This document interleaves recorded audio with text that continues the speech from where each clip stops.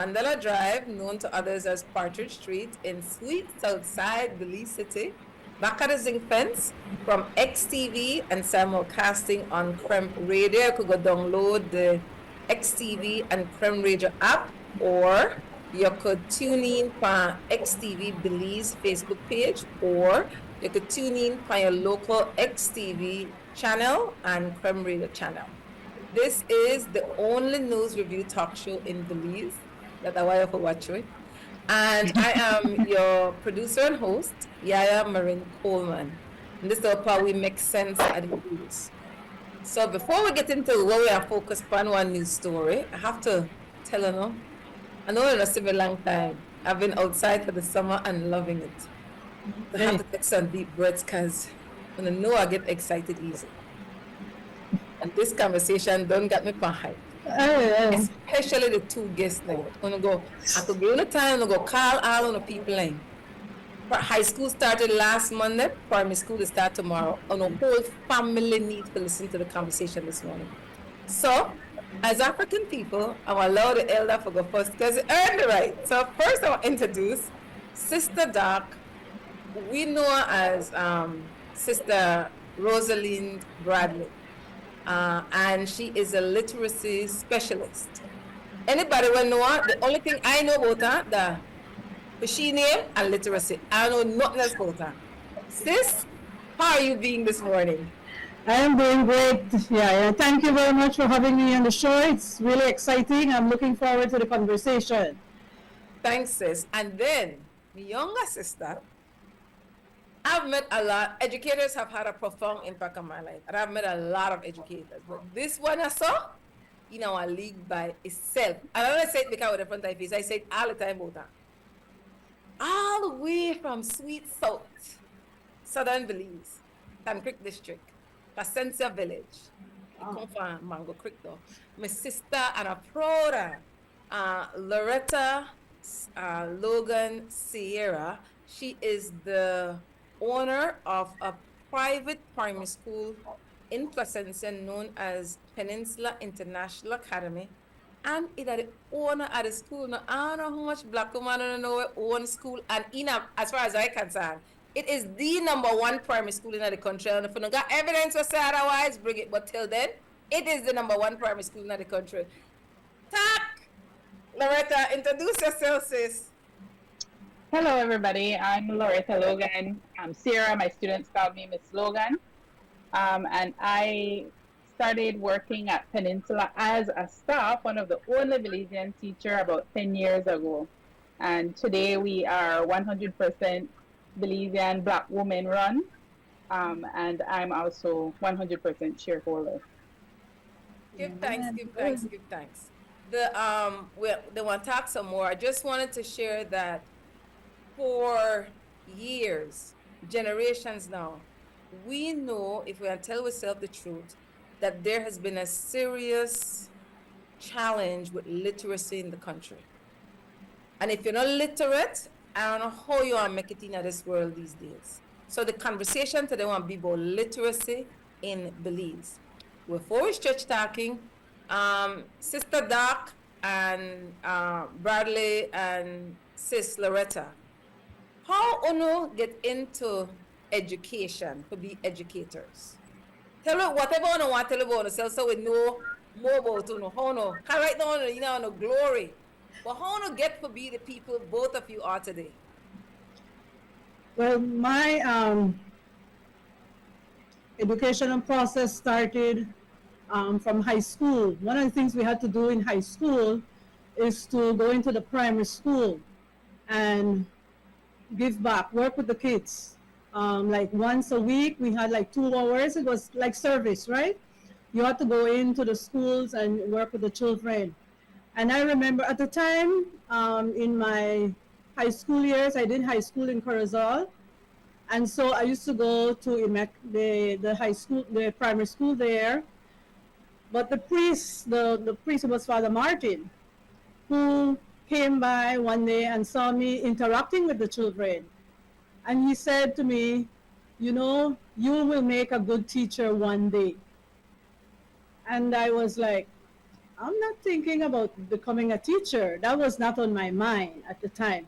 And actually, when I finished my education, I went on to work in an office because it wasn't like I really wanted to teach.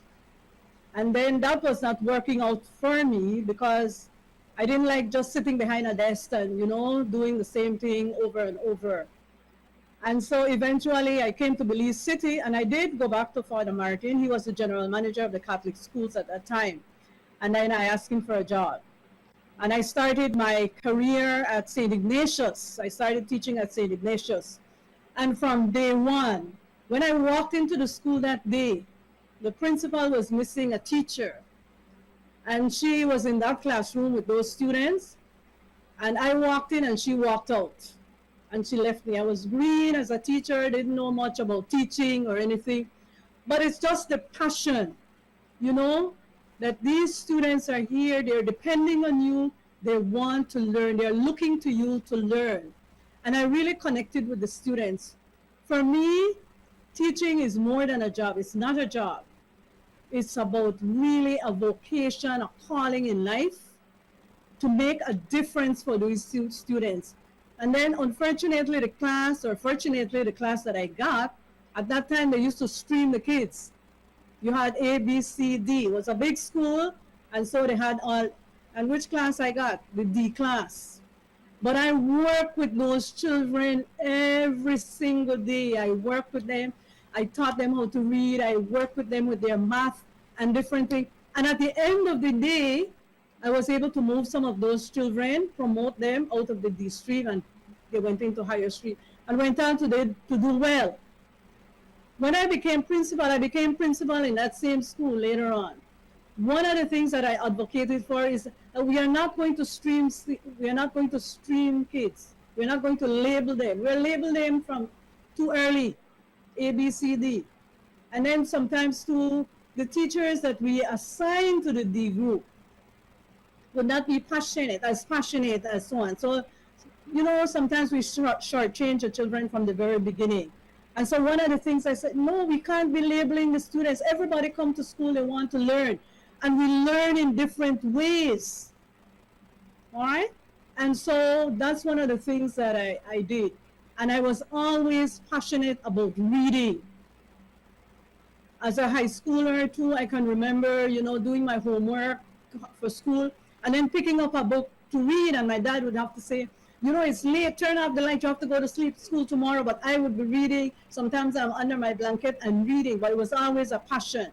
And it's something that I always wanted to pass on to students, because if you can read, you can teach, you can learn so many things about the world. And even in today's world, I think it's even more important, because literacy is so important because it's a tool. And we have different types of literacy. And so with literacy now, you can then become in charge of your life. You can do so many things. So I believe that all students deserve to learn to read, to be literate, and it does not limit itself just to reading, but how we interact with each other, how we respect each other, how we work as a community and we try to help and to make others, lift up others, not just ourselves. So literacy is really a broad concept. Thank you, Sister Doc. I want to ask you, the way you going to high school? Oh, way back when. Thanks, sis. Sis Loretta, share with me about yourself, whatever you want to share with me about yourself, please. I think the journey for me with literacy is very, very personal. I was raised by a single mom, but my dad, I remember my parents separated when I was 12. My dad, I think he got removed out of school probably at infant too, so he never learned to read and write. And I remember being around 10 and he asking me to sign a paper for him, and that was daunting for me as a 10-year-old, that my dad had no idea how to read. My granddad was the one who really pushed literacy for me at an early age. In fact, I learned to even speak and write Spanish at age 7. He thought it was important, that I had all these skills that were missing from his children. Nobody in my family ever went to high school, so I was one of the first high school graduate. And then I went on, got a scholarship to go to junior college and became the valedictorian there. And I was the first generation to do that. And then I went on and got a bachelor's scholarship, first generation to do that. But while I was at UB, I realized that a big part of literacy is speaking and being articulate. And I lacked that skill coming from the South compared to the students up north. In fact, I lived in a house with 7 girls, and I was the only person from the South for a while. And I realized that there was something, but at the time, I could not put word or a definition to it. And so Dr. Arlene Perez Rogers, I need to really big up this teacher because she made me come to school on Saturdays, when she realized, okay, these kids have potential, but they need a little bit more. And she really pushed the idea of really being literate and being able to articulate properly whatever field you were in. And after I finished UB, I went on. Dr. Mr. Ramon Futos was the one who said, Loretta, you should be doing a master's. You're motivated, you're eager to learn. And so I ended up getting a scholarship to go to the UN University in Costa Rica. And I would say my first week there, I definitely felt that I was out of place. I did not have the skills that I saw around that I was hearing. And so I started working in the library to pick up skills. And that's where I really understood that a part of being literate was active reading. And so I spent a lot of time reading. I spent a lot of time engaging with those that had the skills that I aspire for. And I ended up graduating from there. And when I came back to Belize, I had still, teaching was not a part of it. In fact, my first master's was in development. Teaching was not a part of it. I was looking for a job. I applied for a few jobs, and some of the feedback was I was too young for those positions. I had the qualification, but not the experience. And so this mom who opened up this school in Placentia wanted to revamp her curriculum, and a part of my degree was how do you have the people buy in? Nothing you try to impose in society will work if the people on the ground does not buy into it. And so a big part of my background was that. And she brought me on that summer, and I knew right away I was not going to be a language arts teacher because that was not a place that I was confident in. And so I came on as the math and science teacher. But quickly in science, I realized that a big part of science is analytical skills. And so what I did was I collaborated with the existing literacy teacher at that time, where they were writing expository work in my class. And fast forward a few years later, Selena was like, I think that you can run this school. And Dr. Bradley and I have met through this school. And as I start getting more peer mentoring, and I start researching in 2019, which is just a few months before the pandemic hit Belize, I was tasked with taking over the school completely. And I knew right away the school had an active intervention program, because the more students we get in, the more we realize that, one, they're not reading. And if they are fluent readers, they lack the proper comprehension skills. And as a school leader, I had no idea how do you even approach that. So I took the time to really understand what literacy is, and looking at just the 5 stages of what it is to be literate in terms of being intentional in primary school. And I started looking at the existing curriculum that the government have and international curriculum. And I realized right away that, one, we're not teaching phonological awareness properly. We're not teaching writing intentionally, and we're not teaching even public speaking properly. And then you always hear teachers say, oh, the student can read well, but they don't understand anything. But what is it that they don't understand? Comprehension is broken down into so many parts. And I went on a journey to understand that, so that I could then articulate that to my team. And I realized that as school leaders, we come with assumption that teachers can take whatever you give them and run with it. No, you have to be transparent and you have to be intentional. And that's when I started developing a lot more intentional scope and sequence in the school. And we spent our August working. And I know we were having this conversation, and we heard from a parent where they were saying the teachers need to meet and understand the curriculum. Well, that's what we did. Every summer We spent a month, to the point where teachers are teaching me back the lessons. Because how can you teach if you don't understand what you're supposed to teach? You cannot leave things up for interpretation.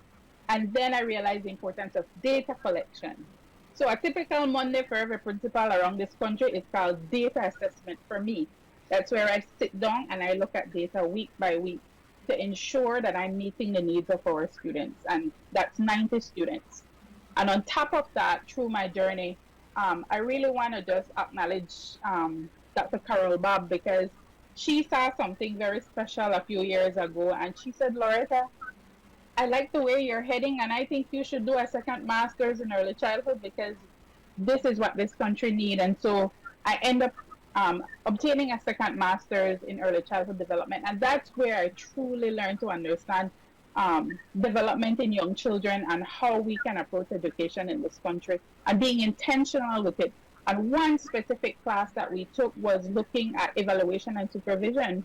And I believe it's very common for us to evaluate everything. Well, I took a different approach. I learned to peer mentor my team, to have them feel like they're being supported. If I'm expecting them to support students, then I have to support them. And so we meet pretty much every week. There's a day after school for one teacher, and we talk about their goals, we talk about their lesson, we talk about student growth. And based on that, for the last year, I have seen huge success in our school. None of this is me investing money, it's just investing time and being willing to sacrifice for growth, you know, and meeting with parents and having hard conversations. And when we were talking about, you know what, some parents don't even know how to help their child, put a book in a Ziploc bag and just send the parent a message and said, could you just sit and listen? We're working on this at school, you know, but being willing to put in the time and put that responsibility on your staff and make sure that you're following up on it. And I think, you know, my journey with literacy is very personal. I do not want a repetition of Darwin Logan, which is my dad. And I want to make sure that the school that my children is one that's progressing, and that one day I will look back and see that I have made an impact. And it's not necessarily about feeding my ego, it's more about making an impact in the South. The Sand Creek district for a very long time is the poorest performing district. In fact, I believe for a few years our average was 49%. 49% is less than 50%. That's a fail, you know, and I do not want that for my district, for my own people. Big thanks. I have to say that we have to recognize our sister, Selena Lucas. She's an African American sister, relocated to Belize, have two Belizean children, send the oldest one now public school, child traumatized. She had the support, the bandwidth, in the train as an educator. He say, you know what? Like I open my own school, I teach my youth, and so open our school downstairs, I host. And for the first year, that's where Peninsula International Academy started before it moved to the current location. So I have to, again, not everybody have that kind of resource mindset to say I want to start my own school. But that's how the school came to be. And initially, the bag of money people may send their children there, because where the money I come from for run school and pay people and yeah. So yeah, the bag of money people did send their children then, but at all times, Selena and her team, because I mean I always want team effort, figure out how to get everyday Belizean children to attend the school, even though for their family never got a bag of money. Loretta could talk about that later, but I mean definitely want to recognize Selena Lucas and her team, her family, the wider Placentia community. Everybody will make sure that Pia Kuramede Paideno and the children overall are doing well for themselves. And that's why I hold the school up, because you could track the consistent growth. And our model, what I recommend the Ministry of Education and the management of schools seriously look at, because I find a number of teachers send for their children to private school, you know. Like my sister may say, people who could send their children to private school because they see the failing in the public school, but the majority of we can't afford to send in a private school. So we need to correct the flaws and change the mindset. Before we got away, but I just wanted to add, okay, In terms of Loretta, I think you raised a very important point in terms of the accountability within the school. That is so critical, that you as the principal, you as the leader of the school, understand your responsibility and that you are responsible to those students. And then supporting your teachers and making sure that the teachers do what they're supposed to do. That is a critical component in terms of the change process that we are advocating for. The principals, that's your job. You are an educational leader. And that means in your school, you're leading or charting the way in terms of education. And it's not an office job. It means that you have to be out there with your teachers. You have to be in those classrooms. You have to support the teachers. You have to be there in terms of what are some of the weaknesses. And, you know, if they need training, make sure that they get those training.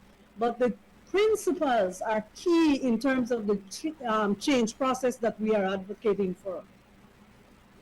Yeah, but I just say if the culture in Belize is you don't see principals the way Loretta described herself. At least I don't know them. Maybe that's why I'm not seeing them. So if you never have the kind of training, if you don't have the kind of modeling, how principals want to do that? When, like, how you make that kind of transition, like, from what principals do now compared to what we would recommend principals do? How that happen? But then it's a model. So that's when you go to the private school, they will do it because it's a personal thing and it's investment. But in terms of the government schools or the public schools, we're saying that we have to then hold, the ministry then has to hold principals accountable.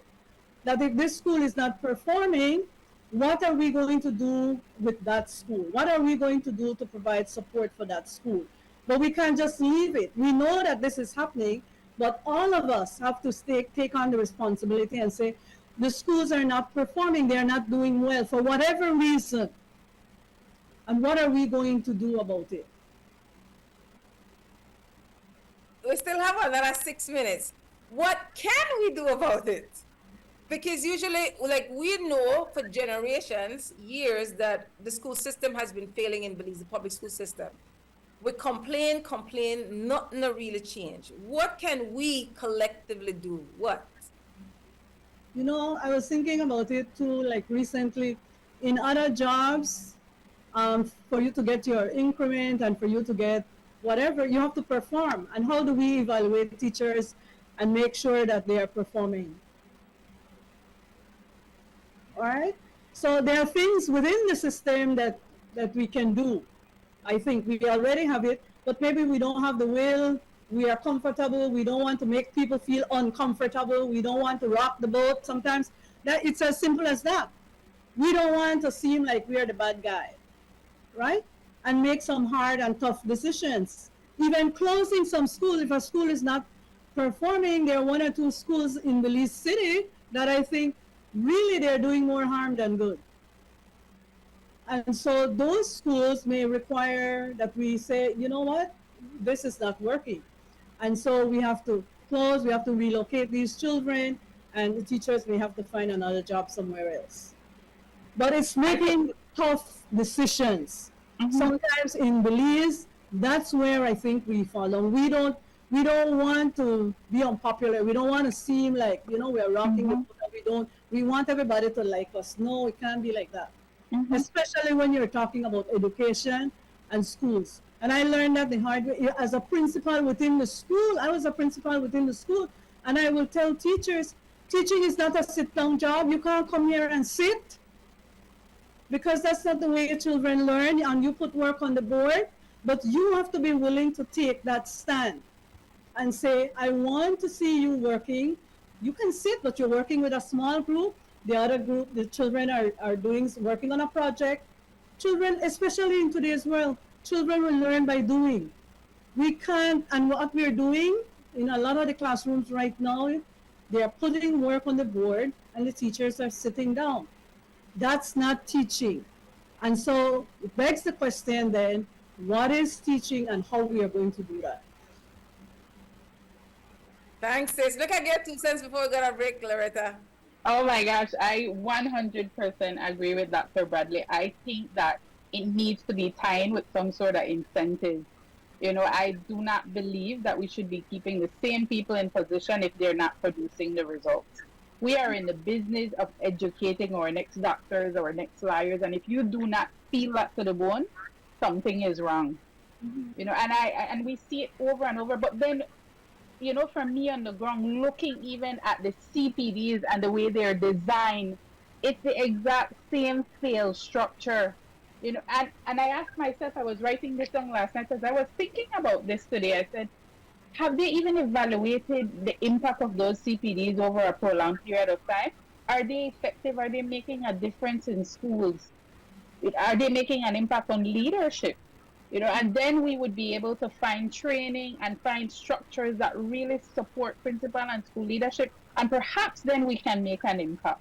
But if we don't have any data, if we're not really assessing or post-assessing what we put in place, then how can we have any sort of solid change in the education system? I think we need to mimic what private school does. We need to mimic a lot of their work. And the more we do it, the more results. And if you look at the private school in the city, they have as much kids in their classroom as some of the public schools. Yes. In fact, I just learned that one of the schools on the peninsula, the ratio of students to teachers is,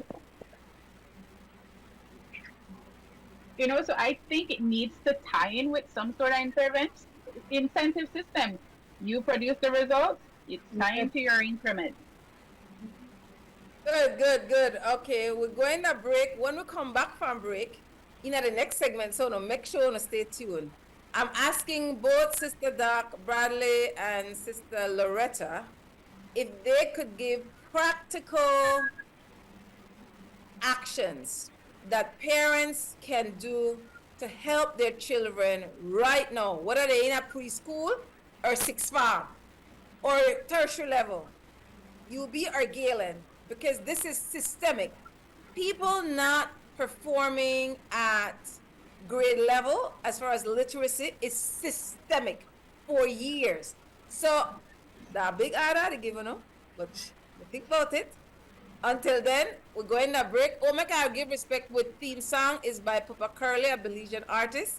And I remember the brother enough time. I know the piano money for use the song. So big respect to Papa Curly and the theme song for Sunday Review. We're going to break. Stay tuned. 20 years ago, we built a company that is about more than just connection through technology. We've been partners in progress, empowering communities, nurturing growth, and strengthening bonds. We've grown together, lifting not just businesses, but dreams, not just communities, but families. Because true success isn't measured in years, but in the lives we've touched, the opportunities we've created, and the connections we've made together.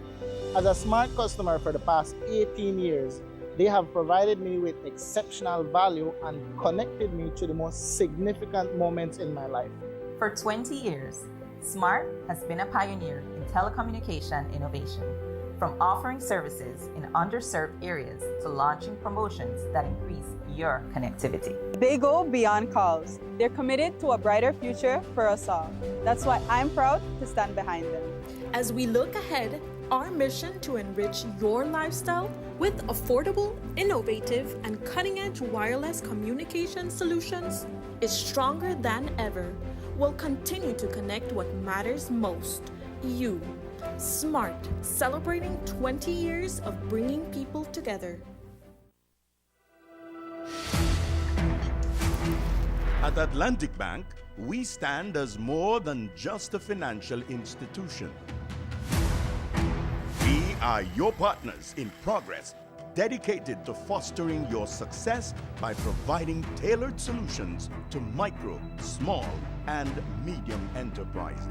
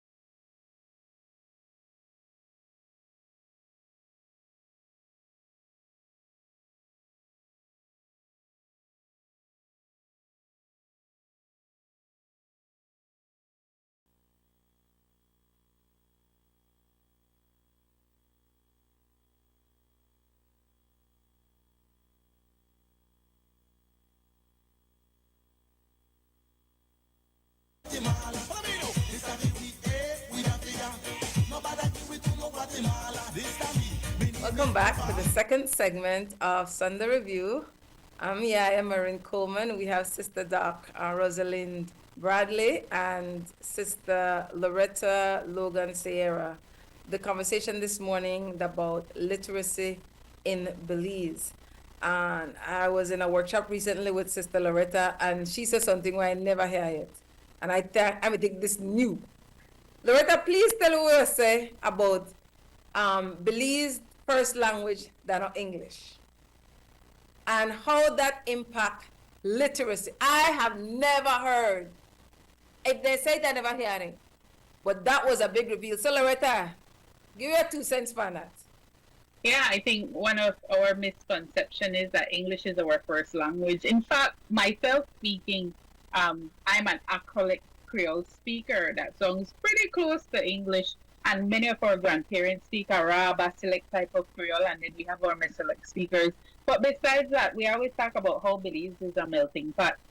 We have kids who come who predominantly speak Spanish at home. We have kids who speak Garifuna. We have kids who speak the different type of Mayan languages. And now in Belize, we have a lot of Asian families. So when kids come inside our classroom, they're definitely not speaking English at home.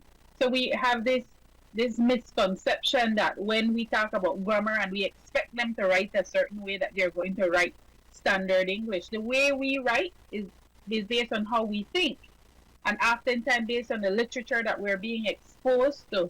You know, and even though we can argue that grammar is based on understanding, that's why Creole is considered an official language now, because we understand it when we speak it. But that's not the language that we're teaching inside of school. So we need to apply ESL curriculum, which is English as a second language learner. And when you do that as an educator, you're being very, very intentional with how you teach literacy. And I'll give you an example. After a few years of observing literacy and looking at the government's curriculum, looking at international curriculum, I shift up our schedule completely. And yes, as a private institution, I can do that. But my intention is to make sure that I produce generations of literate young people. And a part of that is in my early childhood. I'm not spending my time from infant 1 to standard 1 teaching grammar. How many times you learn noun in school? I focus on grammar from standard 1 to standard 6 after my children have become readers. I focus a lot on alphabet principle by learning songs, phonological awareness, teaching how to write sentences. You don't have to say something is an adjective, you can say it's a descriptive word.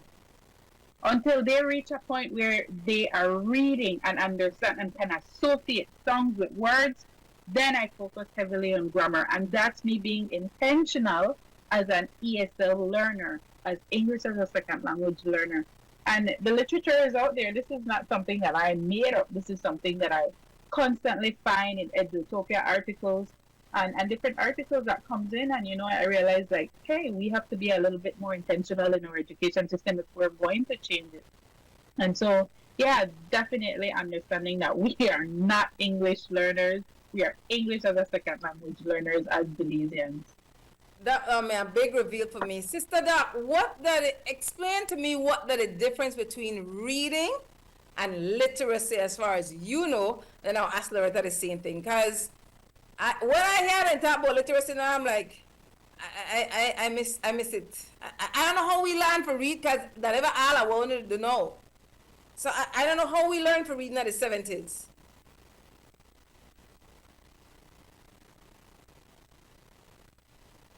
Mic is not on.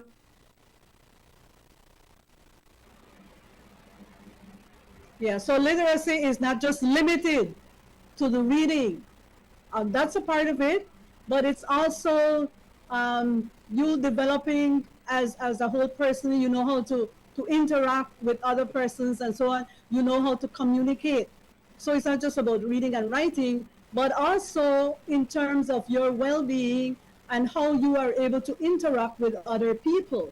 So literacy is really a broad term. When we talk about literacy also, we are talking about, especially in today's world, are we able to use information? Because we're learning to read, but am I able then to do research and to use information if I need some information for a particular thing or information on a particular topic. And so reading is really a wide scope. How I live together in Belize, we have different ethnic groups. Right now we are having, next Monday, I believe, is International Literacy Day. And with International Literacy Day, the theme is multilingual education and how we get along as a community. I don't remember the exact words, but it's not just limited to reading and writing, but how do we get along? And I think it's so appropriate for Belize because we have all these different ethnic groups. And so to be literate is how do we come together and make sure that we are living together and working and supporting each other. So literate is really a wide, a very comprehensive term. Loretta, how would you differentiate the two? I think that reading is a subcategory of literacy. And I think that's one of the things that when we say, oh, children can't read, no. Children can't make sense and convey what they see or the text they see written. But reading is just one component. And then if we get into reading, then we have to look at reading fluency, reading accuracy, and reading comprehension. Now, if you look at the term literacy, I think literacy, as what Dr. Bradley said, is more than just reading. It's being able to read, being able to write, being able to analyze, being able to speak, and being able to actively listen, to engage. And those are real world skills that we need today. But then if you look at 21st century and this generation of learners, literacy goes beyond that. You know, it goes like being able to read maps properly. You know, that's a new thing, especially when if we leave this country, everything runs by a map. Being able to read blogs and write blogs. You know, that's another thing. Being able to actively listen to what's happening in your country and being able to analyze that and actively provide feedback in whatever form for that. Being able to use emails. Who writes letter now in this time and age? You know, in fact, one of the things I teach in writing is writing a proper email, because I think that's important. That's also, you know, we have teachers who apply to me for vacancy and could barely write a proper email and CV, or forget to put in their attachment and let you know that there is an attachment. So that's also a part of being literate in today's world. So any form of communication, whether that's written, expressive, or even active listening, is a part of literacy today. Yes. Good. Now I want to give some practical guidance to parents, teachers, guardians, regardless of what part your child or children there, but you recognize something wrong. The other part, believe that for them, what you could do, and if there's any space in Belize or in Belize district or in Stand Creek district where people could go for guidance, support after this conversation end today, one could offer, both of you. I think in terms of the reading tool and what parents can do is to make sure from a very early age, if they could start reading to their children. I think that makes a huge difference. And like Loretta had said earlier, you know, sending home books to parents and saying, you know, it's important that you read the books. It's developing that love for reading and developing that passion and knowing, because a lot of children too will tell you, I don't like to read, but it's cultivating that culture of reading. So starting with that. One of the other things that you can do in terms of reading is playing with your child, playing and talking. So oral communication, a lot of children too, we just keep them quiet. There's no interaction with adults and so on. The kids who do well in school, they come in and they can talk. You know, they know how to ask questions, they know how to communicate with you and so on. So communication, oral communication is a very important part of it. And so as parents, we can interact with our children. When you're taking your children to the park, talk about what's in the park, what's surrounding you. Talk about those things that they're actually seeing. And so you can go from there, you can get into phonological awareness, teaching them the sound of the language, all right, the sound of the letters. So they learn their letters from A to Z. They learn the sound of those letters. Those are prerequisites for reading. And a lot of children come and they don't have that. And because we are second language, we speak Creole, and now we are transitioning into learning to read in English. It's a whole different ball game. And so again, that presents another problem. And so we have to make sure that we lay that foundation. Word study, just studying words, looking at words. You're reading, you're walking along. What are some words? Look at different patterns. Playing games with your children. You know, sometimes we have family night and we play like Scrabble or word games, or just you make up your own games. Bingo games where you have to match the same words or whatever. Or you turn the words down. Memory game and so on. And the kids have to match the words. But just the idea of interacting with your child, develop that confidence too, because for the reading too is developing the confidence and so on, that the kids too are willing to take risks. In learning to read too, it's about taking risks and pushing myself and challenging myself. And then comprehension, and of course writing. Getting the child to write. You want to go grocery shopping? Let the child help you with writing the grocery list. All right? You talk about, and then comprehension, reading. What do you understand from that? That's going to happen that way in that culture. But do you think that could happen here in Belize like this? Why not? So it's a lot of things that I think that parents can do as we interact with our children. And it doesn't have to be a special time. You're bathing the child, you're working with the child. It's that, after dinner, you have a 5 or 10 minutes, you're sitting down together. And just another thing that I think is important is just checking in on a child and say, what did you do today at school? What did you learn today at school? And the answer can be, I didn't learn anything. All right?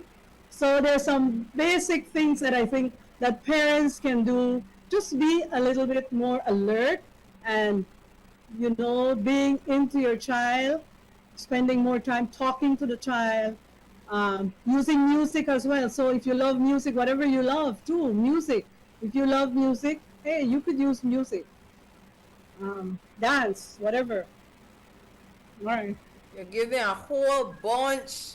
You got a menu of things you want to do. So no can't let Sunday review another because Sister Loretta no share for she 2 cents yet. So no can't let Sunday review and say, I never know where for doing to get practical tools. Thanks a lot, Sister Doc. Sister Loretta? I completely 100% agree with what Dr. Bradley said. I think an important one, and as Dr. Bradley was saying that, it reminds me of my granddad, because I spent a lot of time with my grandparents. And my granddad was a man who sell fish all around Mango Creek, Mr. Wagner. And he truly made an impact for me with literacy. He would always have newspapers. And I remember he would read those, and that's where I learned to just look at print, look at words on a paper. And then whatever, and in Mango Creek, and I'm sure you all are familiar with this, we had what we call medicine man, and they always sell little books. And my granddad would buy those books and start to probe me to try and read them, and also to care for books. And that was important in the process. And then slowly my mom started to bring in books for me to read. And if I was not able to read it, then she would read it to me. And my mom only went to standard 6, and she did a phenomenal job decoding in front of me and having me understand that, hey, you have to literally break this apart in order to read it. And so we did a lot of that growing up. We listened to a lot of songs. And I'm thinking about what I instill in the school, and I really, not only parents, I want to push this for the teachers who are listening, send a book home. And even from infant 1, they're not reading yet, they will listen. In fact, the science shows that children and we as human beings learn 80% of what we hear and 20% of what we write. So why are we spending a lot of time pushing the written when we could be focusing on listening? And so try to expose children to listening to books. In fact, you see all the programs today, they have a lot of programs out there like Epic. I know a lot of parents have cell phone. You can download this app, and this app has a bunch of free books. Children can listen to the books, try to read the book, and then potentially do some of the comprehension questions. That's also out there. Dr. Bradley talked about Scrabble and word study type of oriented plays and games. Well, these are in app forms now. You can download these apps for free How many kids spend a lot of time on technology? Parents spend a lot of time on technology. You know, so that's another way to engage. But most importantly, I would say parents need to, again, reiterating what Dr. Bradley said, focus on teaching your child letter songs. And if you are not sure of those letter songs based on our language, go on YouTube. And there's so many videos out there.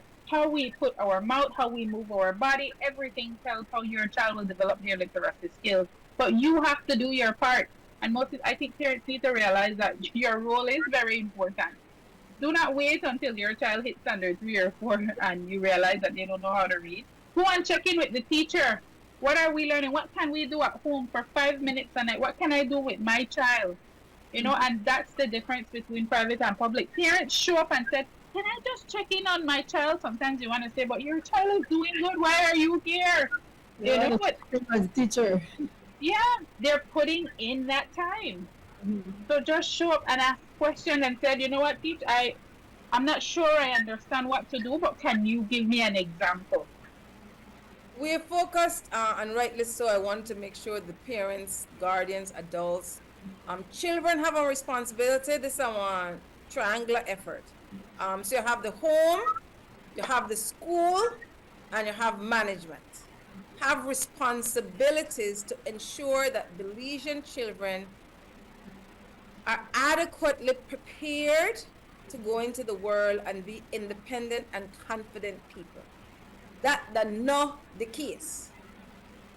So, when you make one good point that when people send their children to private schools, people think that we're going to pay money and then they check in regularly, that we were sent for children in a public school need to start checking that the school regularly.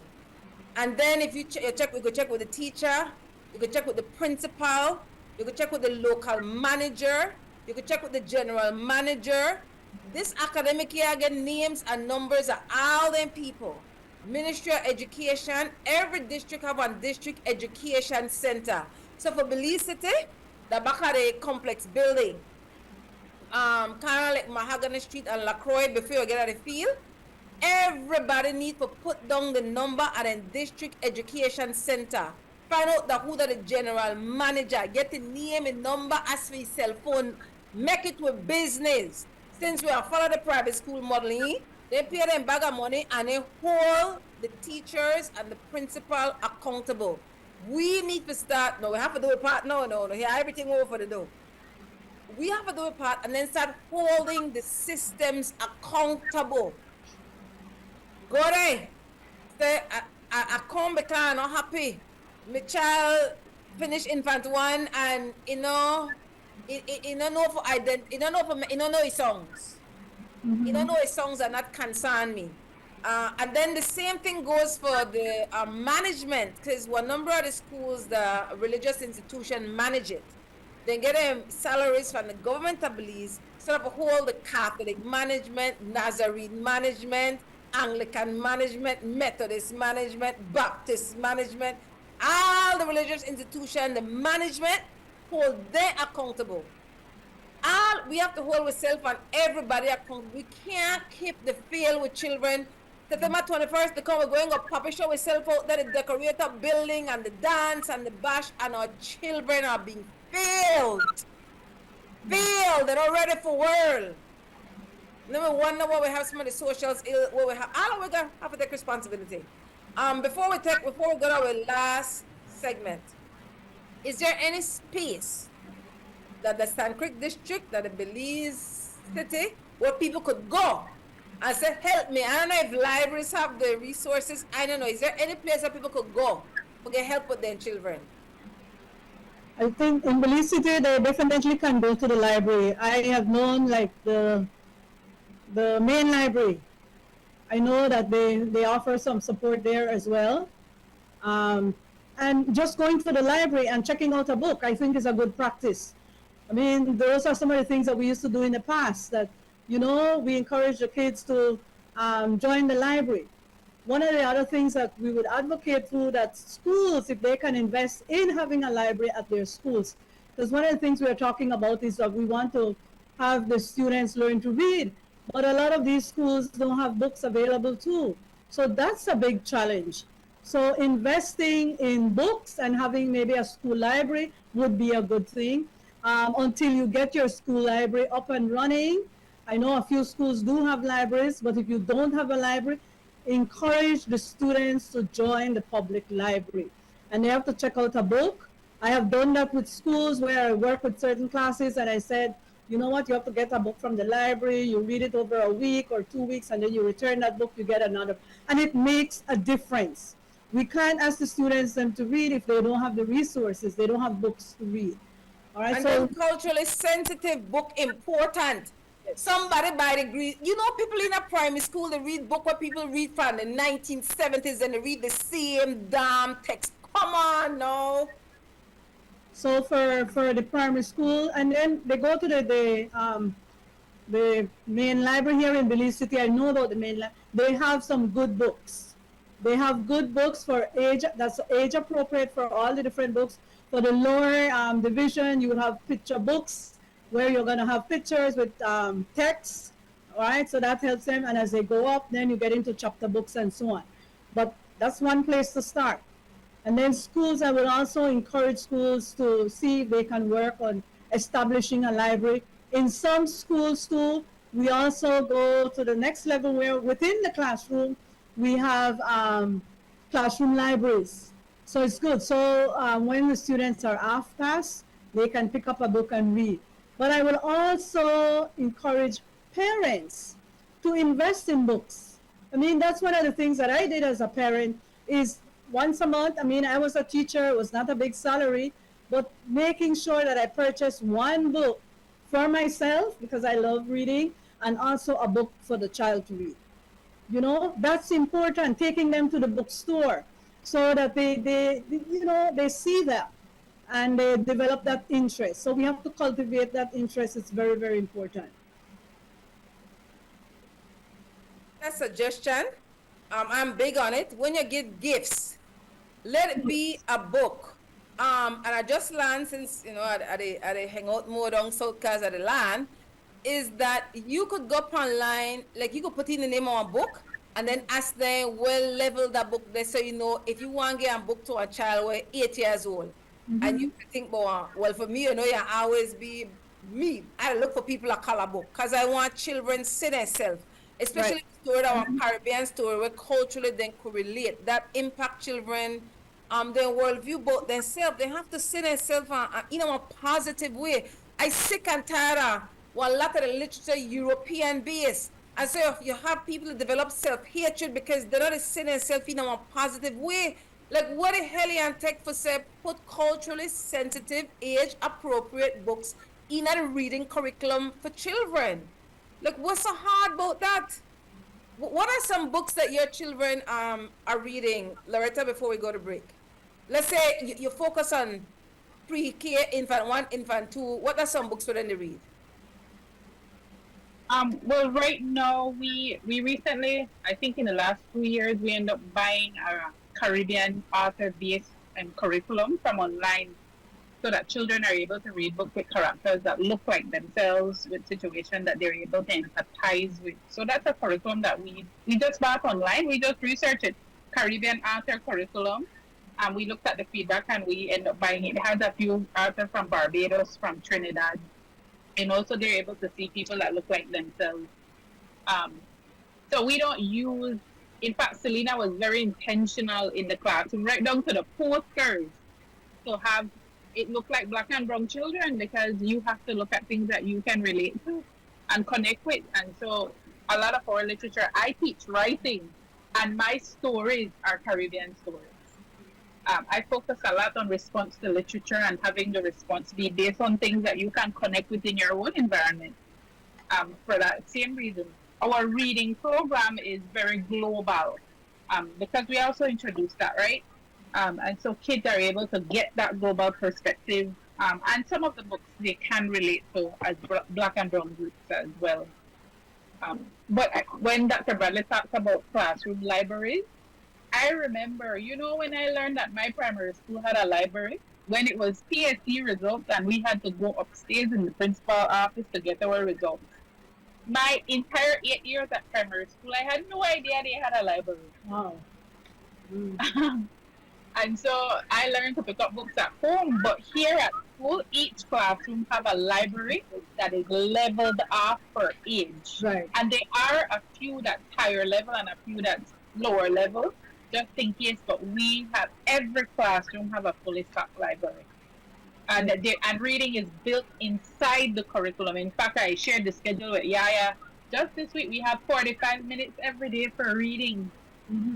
So it's built inside the schedule. So you cannot assume that children are not reading. You need to be intentional with the fact that they are reading. Right. When we come back, I will ask Sister Loretta to share some more about the school culture at PIA and how the day is structured versus when you look at what happened at public schools. And then I'll ask Sister Doc Bradley to make she give it for she 2 cents for as long as she's been working in the system and evaluating the system. How can you solve this issue?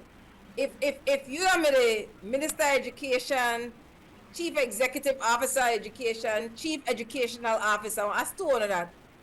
In the short term, 6 months to 1 year, long term, 1 to 5 years, how will that solve the crippling systemic illiteracy reality for Belizean students from pre-K to tertiary level in Belize? Stay tuned.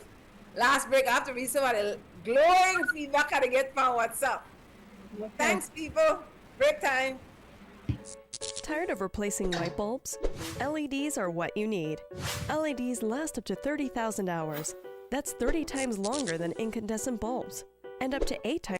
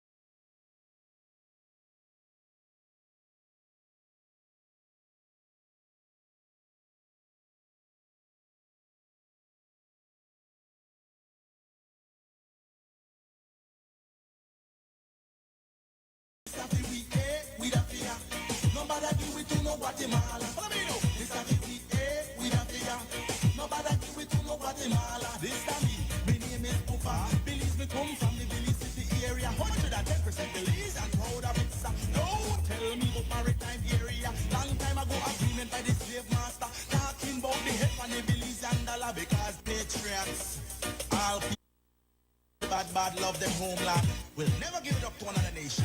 Country bad love them homeland. We'll never give it up to another nation. Final segment of Sunday Review. They have a conversation about literacy in Belize. I'm Sister YaYa. We have Sister Doc Rosa, or Sister Doc Rose. Go ahead and spell it for me. Spell up in here, Sister Doc Rose Bradley, Sister Doc yes. Bradley. All right, I get it. Literacy specialist and the owner and principal of a private primary school in Placencia, Peninsula International Academy, Sister Loretta, Logan, Sierra. Me forget what me ask you, Loretta. I know I ask you if I'm a CEO, but the way I asked you before that, Loretta, you remember the question? Yeah, you wanted me to elaborate a little on our school culture. Oh yes, do that, please. Yeah, so I think one of the problems that we have is your school is not, the atmosphere is not set up and for students to learn, then everything that you employ will not work. And so we are very intentional about building a school culture, one that's positive. But when I say positive, I'm not talking cliche, whitewash positive. I'm talking friendly, open, loving, welcoming, embracing all. And that starts with classroom management. This is not a free-for-all. And having teachers understand that. And also having systems in place for children to be motivated. And we have individualized incentive system and whole class and school incentive-based system. And it has to be things that children can actively see every day, whether it's a shade, because you know what, today we really worked on not giving up, and that the incentive for that is just a walk to the beach or 5 extra minutes of recess. And then we have, this is critical, I feel that especially high schools around this country should be employing, we have what we call an advisory structure. An advisory is 30 minutes a day for you to have an open space with your learners. We are a family. We're here every day for a few hours. What do I know about you? What's happening with you? How can we check in? You know what? I noticed something is up, and the teacher is just a facilitator. It's the student who run it. And that's where you start teaching children collaborative skills, like something happened on the playground. Not everything requires paddling. How can we solve it? How can we find solutions for things? And so we run advisory in our entire school, preschool all the way to standard 6. Children look forward to advisory, to talk and to engage. And you know what? They come up with some amazing ideas for their school environment. They take ownership of themselves, their school, and each other. And that's a big part of our school culture. And we learn a lot from each other in that process, because socio-emotional development is also very important in learning. Not everything is academic. Mm-hmm. And I think... Thanks. Go ahead, Sister Doc. I was just going to say, I think the social, emotional intelligence in today's world is very important, because it's really about being able to work together. So sometimes it's not so much how sometimes you have people who are very smart, but they can't get along, or they don't know how to work with others. It's a team effort. So the social emotional intelligence, now that we are teaching that in schools, I think that is very, very important to bring about the kinds of changes that we want in our society today. And if both of you were the Minister of Education, Chief Education Officer, Chief Executive Officer of the Ministry of Education, as it relates to the systemic illiteracy truth throughout the education system of Belize, what on do in the short term, 6 months to an year, and in the long term, 1 year to 5 years, to turn that wrong and make more Belizean students be fully literate? I'll go first. One of the things I think is very important, and perhaps we're not doing it to a large extent right now in our school, is formative assessment. So formative assessment, we talk about assessment, and we do assess to collect grades and for report cards and so on. But we really want to do assessment in terms of knowing what are some of the strengths and weaknesses of our students, and then using that data to improve our teaching. So the formative assessment helps me as a teacher to become better. I know what are some of the strengths of my students, and I know what are some of the weaknesses, what are some of the things that they are not understanding, and I have to go back in and reteach those things. I don't think we do a good job right now with formative assessment. We collect grades, but it's mostly for reporting to parents at the end of the year. So I need to know, and the formative assessment also helps me as a teacher to understand, did I do a good job with this lesson? Maybe I didn't. Half the students didn't understand. That's not the students. That's not on the students. I need to go back and reteach this lesson, not in the same way, in another way, present it in a different model so that all the students can understand. So I think formative assessment is very important. The other thing that I think is important within schools, and I spoke about it earlier, is accountability. We have these schools, and we know that some of these schools are not performing for whatever reason, and they go from year to year to year, and nothing is done, nothing is said, there's no penalty, and we are failing our students. So we need to hold our schools accountable, starting with the leadership, even if we want to start with the managers, starting with the management. So schools are not, doing what they're supposed to do. Or the principals on the ground, they need to hold their teachers accountable and make sure that the teachers are doing what they're supposed to do. Parents also play a very important role. And I think that's where the private schools have it. Because the private schools, the parents will hold you accountable. In our public schools, we're saying to parents now, we're going back to school starting on Monday or tomorrow. But you as a parent, you have a stake in that school. You're supporting that school. And so you always also have to make sure that the school is doing what they're supposed to do and that your children are getting what they're supposed to do. So that's an important part. It's the accountability. I would really work on that to try to tighten that and make sure that that's happening. Another thing that I think is very, very important is making sure, right now I think we don't have any kind of assessment for our public schools because we are no longer, and not that in the way that we had them, maybe those were not working.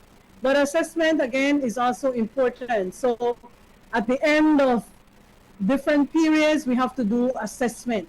Assessment in reading. Reading is a critical area. Yet a lot of our students are going to school. They're transitioning maybe from primary into high school. When we know is when they get into high school, they cannot perform at the first form level. Because now it's not learning how to read, it's reading how to learn. And the students did not learn how to read, and so now they don't have the skills that will help them to learn. And so a lot of these students have to drop out at the high school level. Or some of the high schools are putting in support systems to help those students. They're putting in reading classes and so on. But those are some changes that we have to really look at. Assessment in reading so that when we transition the students, we know that they have the skills that they're supposed to have. Sister Dr. Loretta? I'm really going to base this on my experience, my very short experience, but what I know works. The first thing I think I would do is remove a bunch of ridiculous subjects. We have a reading problem, and the focus needs to be on literacy and numeracy for a few years. I think when it comes to those content subjects, like I see health science and social studies, those can happen once or twice a week, but the focus heavily needs to be on intentionally teaching literacy. So recreating schedule is important, I feel, in our public school system. That's a big one. Stop saying that your learning outcome is curriculum, because it is not. It's standards. And I think that's another misconception. I struggled with this for quite a few years as well. And I would go as far as say that we need to hire intervention coaches at this point in the schools. We need somebody who can actively hold the school accountable, because this is a learning process for principals, for teachers. So we need an intervention coach coming into the school, ensuring that if you're working with teachers, the intervention is employed properly. Because if we are addressing literacy and collecting data, somebody from the outside needs to collect the data. And I agree with Dr. Bradley, we need to have assessments. We do assessment 3 times a year.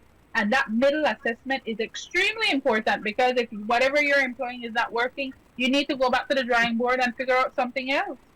But if you have nothing in place, how are the students supposed to perform well? And how do you know what you employed is working? So that's extremely important. The formative assessment, again, a few years ago when I took over FIA completely, I knew that we had work to do, as we went from 37 students to 90 students. So I knew we had work to do. I met with an international coach, and she was drafting curriculum for San Francisco Unified School District. And again, I want to reiterate, as a private school, this was free. I just used my time. I gave my time. And she said to design your curriculum in 3 different parts. And if you come to our school and you look at our lesson plan or unit plan, you will see this. The way it is structured is we have a set of lesson series, and then we have what we call an apprentice assessment. That is a formative assessment where we evaluate if what we had thought is working. Did the student master it, not master it? Can we proceed? And if they did not master it, then we need to find another way to teach. And you also always need to take into consideration your different types of learners. In fact, the way how the westernized country is going is that they're giving their teachers, and I know Belize is on this path, all the lesson plans. And on those lesson plans, they have 4 to 5 different ways to teach one thing. And they show you, they put images of what it should look like in the student notebook. And then the second part of the lesson, or the second part of the execution, is assessing, after you reteach it, an expert assessment. That is still not a grade. That is a formative assessment to evaluate, did the student understand? And then in the end, you have what you call a milestone assessment, where you can choose to extract that grade. What I do here that I know is effective, and it's hard for a lot of our Belizean parents, is I don't think an infant 1 student needs to have a report card with percentage. You are working on numerous foundational skills. So until we reach that point where you have literally mastered all your foundation, you should not be getting percentile grade for parents to post on Facebook and boast. But what did that 90 not really mean? What did they learn? I think we need to move away from that and be intentional with the benchmarks that we're assessing, and have parents evaluate that inside school. That's a big part of what I would put in place. Changing the schedule completely, focusing on literacy would be a big part of it. Splitting up the schedule where you're looking at phonics, you're looking at letter formation, you're looking at writing, you're looking at reading, and reading comprehension, to be very specific.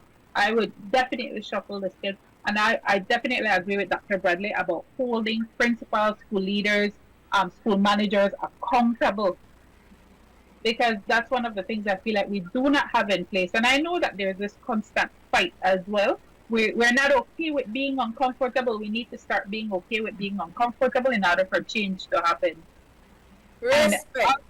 And also have one more. I think that teachers learning institutions such as the University of Belize and Galen University need to start sending their teachers for practicum at private schools, because they have a hard time getting those teachers in our schools. They mostly want them in, which I understand, but when teachers are exposed to a different culture and a different system, they're able to take that and adapt it in our public system. Why not expose them to best practices? How are you supposed to employ best practices if you have never seen it? And I think that's important as well, and that's a struggle for me. I would love to get more teachers. I'm not saying I'm the best, but I'm willing to work and try and adapt however I can to impact this education system. Big thanks. I'm giving you a minute each Any final thoughts? If there was something y'all really wanted to share where I never asked you, know? This is a moment before I thank the people and behind the scenes who make this morning possible. This Sunday, next week Monday, I think this conversation today is timely. Next week Monday is International Literacy Day. And so countries across the world, we're going to be celebrating literacy under the theme promoting multicultural education, literacy for mutual understanding and peace. That's the theme for this year, 2024. And so I think this conversation is timely in terms of looking at literacy and what we can do and stimulating the thoughts around that. So we are ahead of the game in terms of, school reopens tomorrow. We want to say to all our teachers and to our managers and to our principals, we owe it to our students to make sure that from every class, as they move along, from every class, that these students are actually learning to read. And at the basic level, we really want to focus on literacy, making sure that the students learn their letters, learn their letter sound, learn their basic sight words, and can start reading simple text. That is very, very important so that later on you can build on that foundation. Doc, Rosa Bradley. Rose Bradley. Last everybody said one name. Rose Bradley. Thanks, sis. Loretta? I think I want to encourage teachers and principals to be readers. There's so many things out there, so many strategies, literature, best practices. Just you're always on your device anyway, so use it to learn. Become learners, lifelong learners. I think that's one of the problems that we have in Belize. And we need to start being more active with our learning if we are going to change literacy and the statistics on literacy in Belize. Thanks, Loretta. Thanks both of you so much. I will be sharing this link. And make I remind people that Sunday, September 8, 2024 is International Literacy Day, promoting multilingual education, literacy for mutual understanding and peace. I'll reach out to the library service because sometimes they have something planned for Literacy Day. Mm-hmm. And I really want to encourage people, check in with your library and see what they do for International Literacy Day. I don't really want we outside, like I know that only a week, but I don't really want people to say, like, make we agree at this time, we're going to one specific place in your community, and for 1 hour, we are read. You could carry books for read for children, or you could just sit down with your book and read, but make we commit for lead by example. If we encourage people to read on International Literacy Day, I think we should be caught outside reading. Right. I want to figure out something. Thanks for bringing that up, Sister Doc Rose Bradley. And that's one of the things we have done in the past. On Saturdays, we used to go to the different parks right here in Belize City, take books and invite the community, people around, just to come out and we read to the children. And so that's something that can be done. Or we can give away, different businesses and so on can donate books to the school because, material for the students to read. That's another challenge. A lot of the schools, they don't have appropriate texts, age-appropriate texts for the students to read. So, Loretta, the Caribbean curriculum, is it hard copy books or is it online books the children are reading? Hard copy. Children need the whole books. Okay, if you have any donations, make a know, because I definitely want, like next Saturday, and I know I'm good for spontaneous thing, I definitely want to go to Battlefield Park next Saturday, even at the evening when the sun go down, maybe between, 5 or 6, I don't know, but really encourage people to bring out their children, we could get one tent set up, and just for mark International Literacy Day, and make us start to, I want to check in with the libraries first, because collaboration important. I really want to be outside and get caught reading. If they catch you with anything, I want to catch you with to read. Thanks again, Sister Doc, Rose Bradley, and Loretta, Logan, Sarah. After time with people behind the scenes, we have with security guard with, I think somebody just text. Like I said, I would just text to say, I know I have struggled for see without my glasses. Okay, bear with me. We have security guard Lewis at the gate, Larry G at Creme Ranger, Harlan Wagner at XTV. What am I? Viewers, that Placenta says, superstars, really great podcast. Feeling grateful. You are appreciated.